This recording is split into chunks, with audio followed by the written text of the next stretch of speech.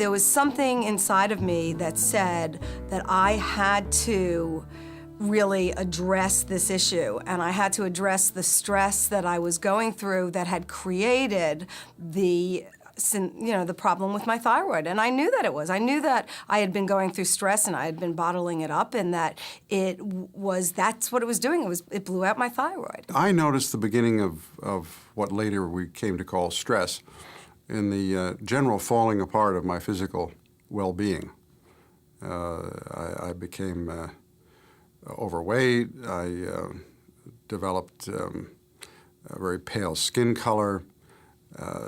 Was unable to cope with day-to-day situations that previously had not been a problem. And I was actually physically ill. I was always a highly wired, stressed person, and probably didn't even know that I was. In fact, the only thing that ever troubled me about being stressed was the inability to sleep well. Most of us, under a lot of stress in our lives, very often self-imposed, but also arising from outside circumstances. And in order to survive, in order to keep going forward, you sweep that anxiety under the rug. You can't pay attention to it. You can't react to it all the time. Otherwise, you're a basket case. In the past, when I've sought medical help,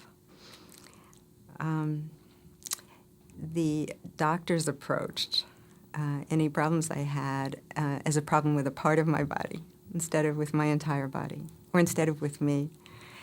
And they always sought to try to deal with the symptom rather than the real problem.